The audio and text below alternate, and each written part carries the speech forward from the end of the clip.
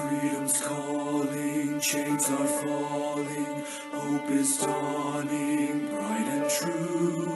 Day is breaking, night is quaking, God is making all things new. Jesus saves.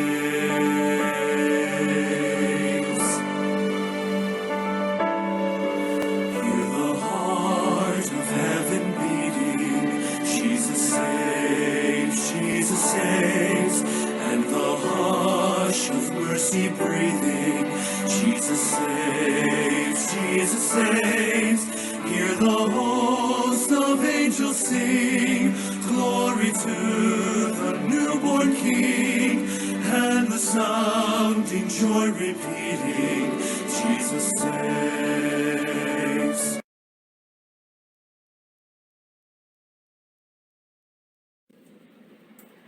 Okay mga igala, maayong adlaw na usab o salamat sa Dios kini nasab si Pastor Mark sa Sidon sa Emmanuel Bible Baptist Church, ang among church na diri sa Bag-ong Daan, Liloan o dito pod sa Suong Mactan, Lapu-Lapu o na-flash sa among screen among mga mobile number.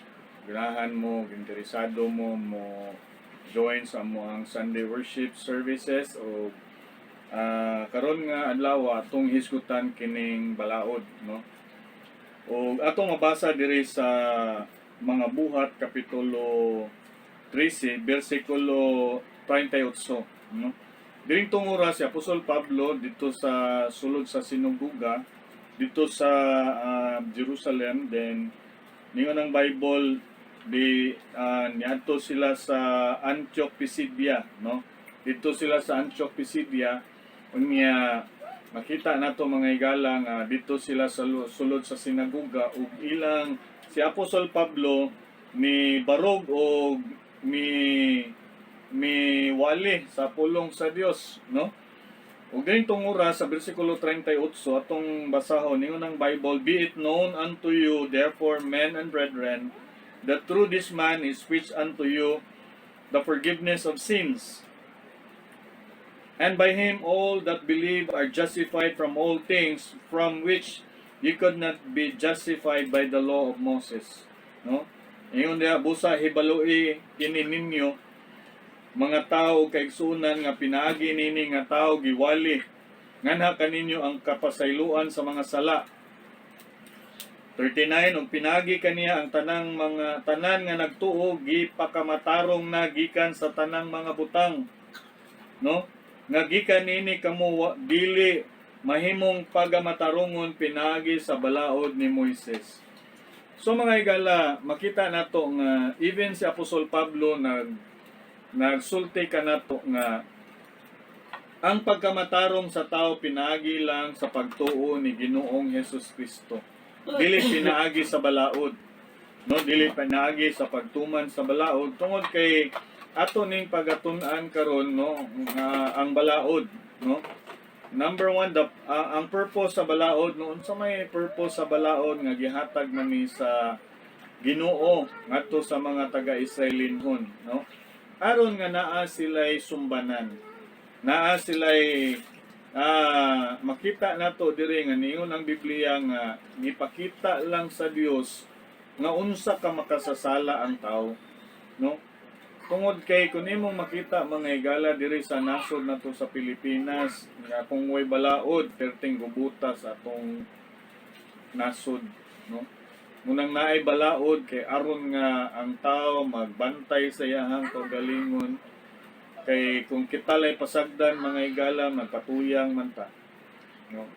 Busa gitagaan og balaod sa Dios ang mga taga-Israelinhon nga aron nga mao ilang imuon nga sumbanan sa ilahang kinabuhi nga dili magpatuyang, no, dili magpatuyang.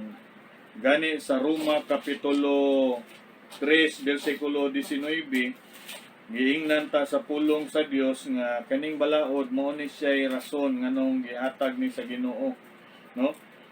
Bersikulo 19, now we know that what things soever the law saith, it saith to them that are under the law. No?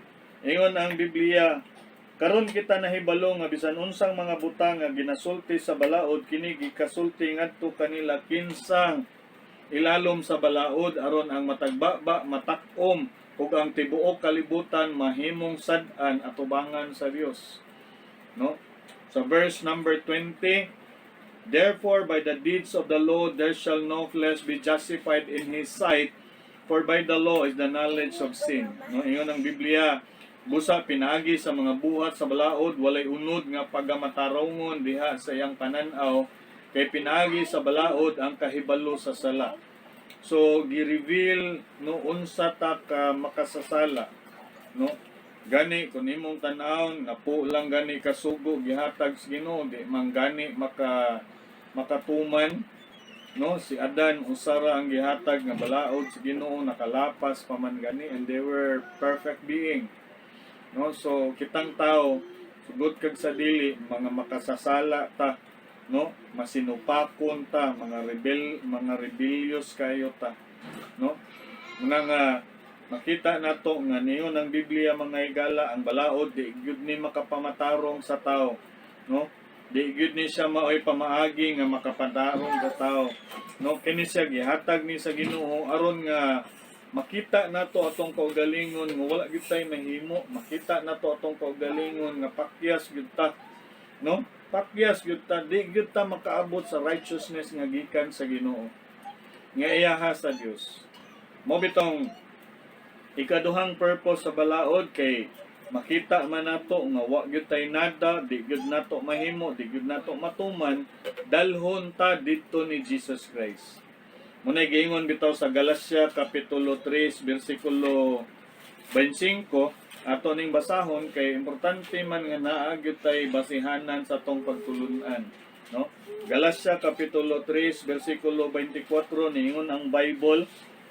Galacia Kapitulo 3 versikulo 24, but before 21 sugdan nato, is the law nan ang balaod batok ba sa mga saad sa Dios? Ang Dios dili motugot ko kay kun aduna pay usa ka balaod nga gihatag nga makahatag unta og kinabuhi, sapagkat tinuod ang pagkamatarong pinaagi unta sa balaod.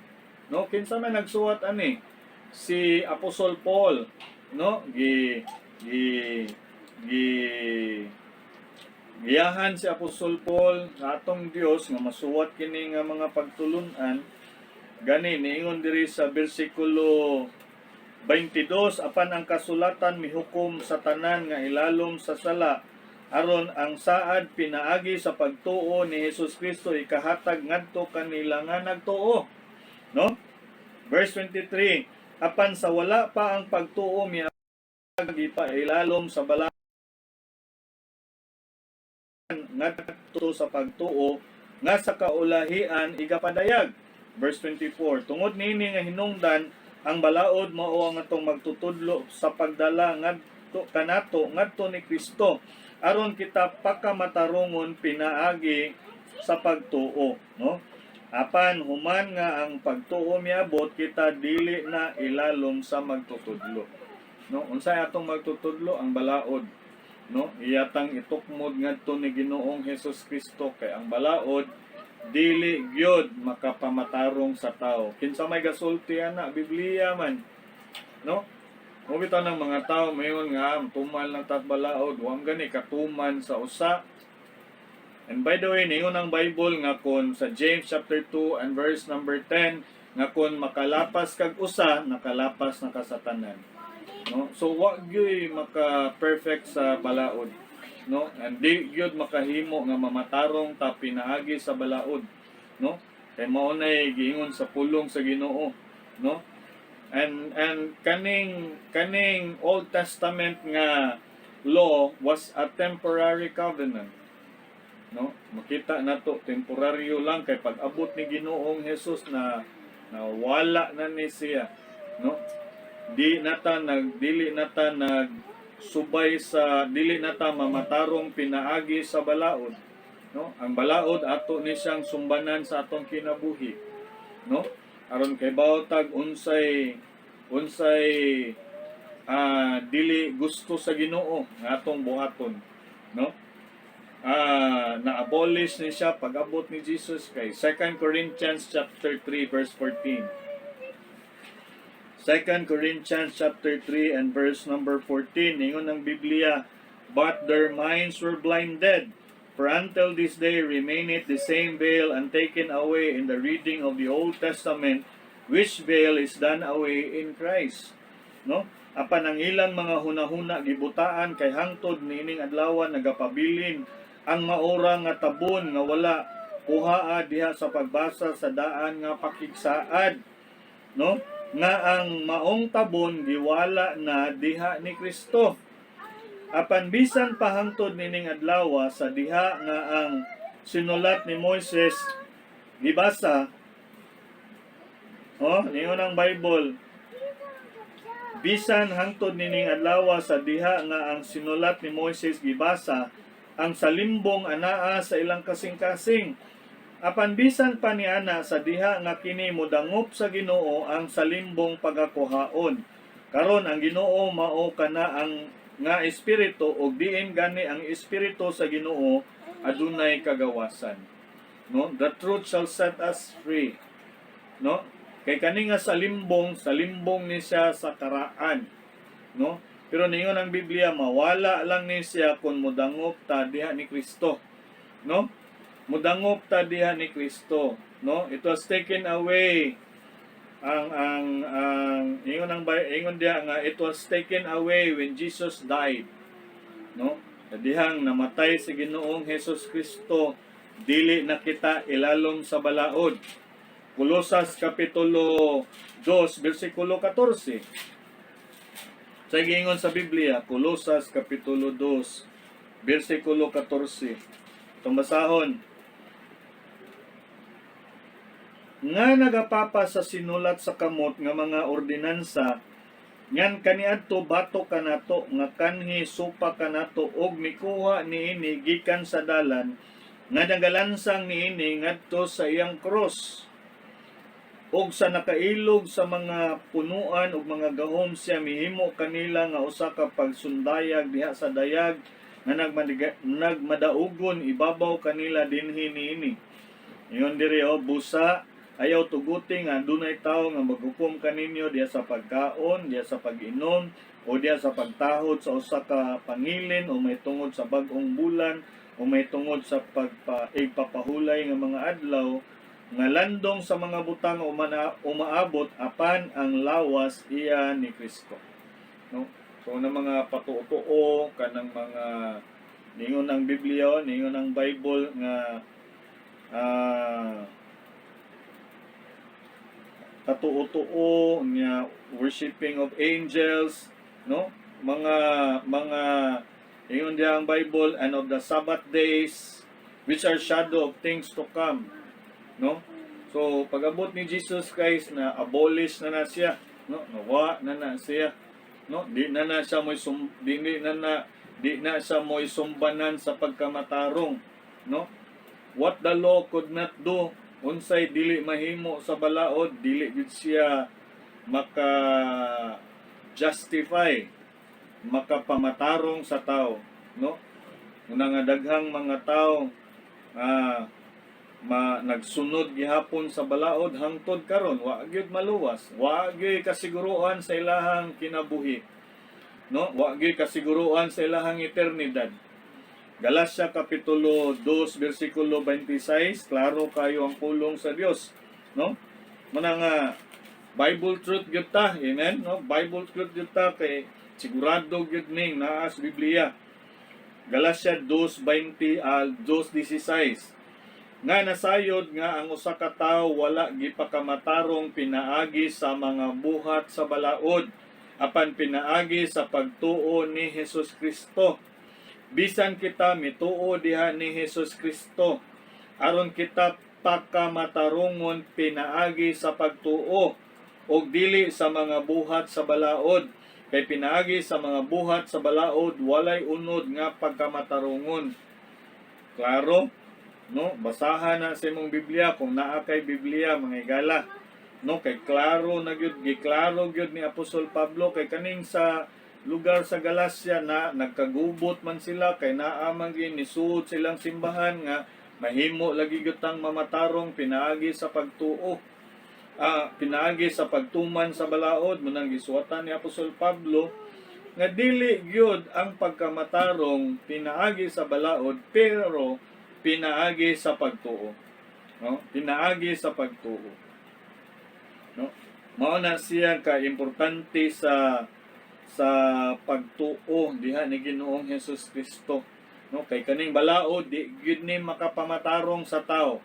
No, di gyud ka mamatarong kung pinaagi lang sa balaod. O bitaw kung atos lang pangutan-on katong mga nagtudlo may tungod sa kaluwasan pinaagi sa balaod ug siguro na ba sila langit hangtod karon naning kamot pa. Hangtod karon wa pa gyud siguro, no?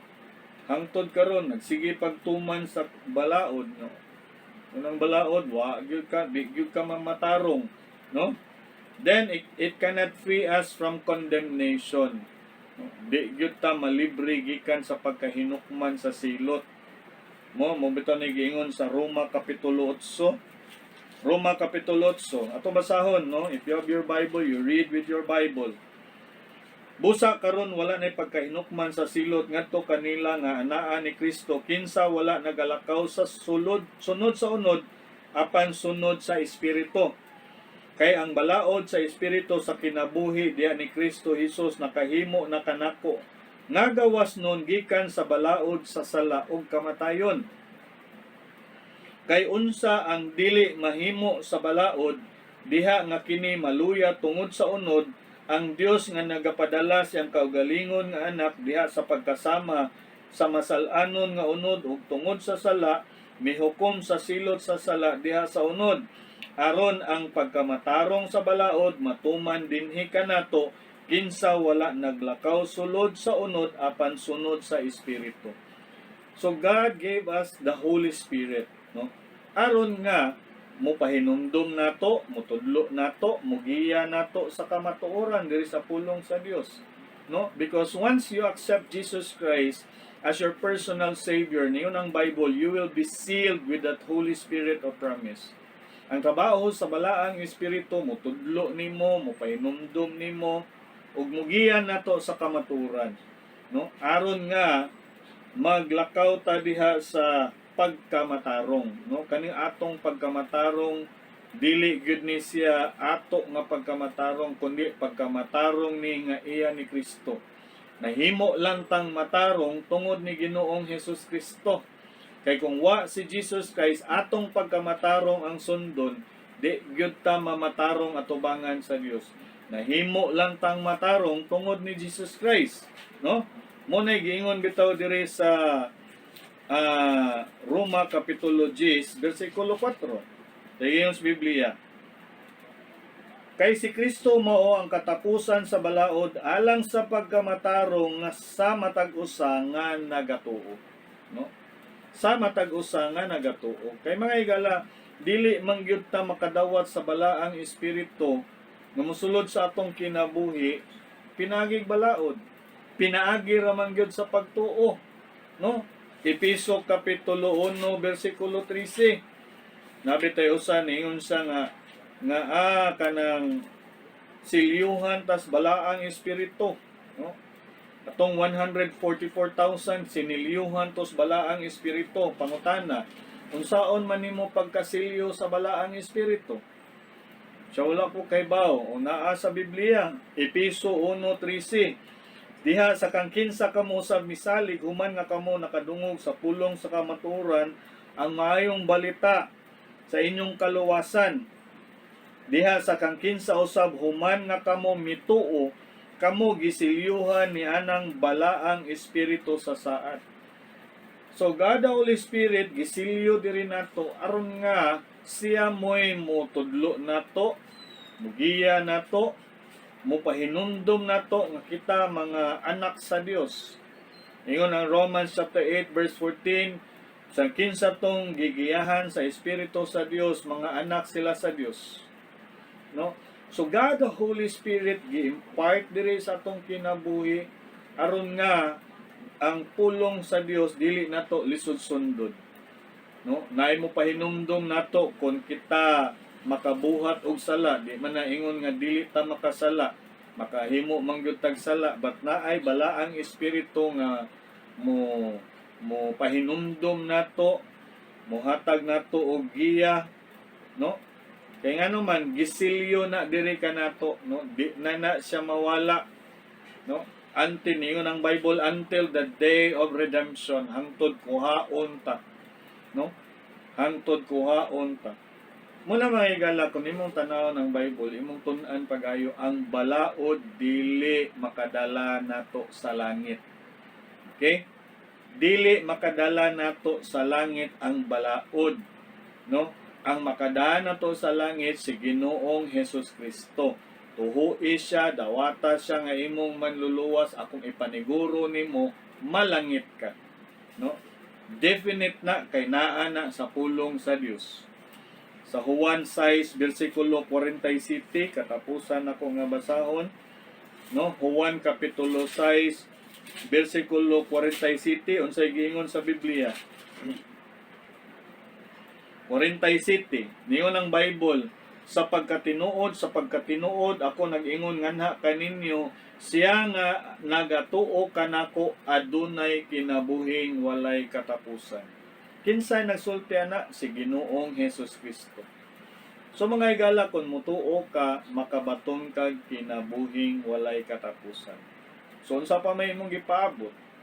Dawata siya nga imong manluluwas. Human ani amo ang diskusyon na ay sinner's prayer, sundan ni siya.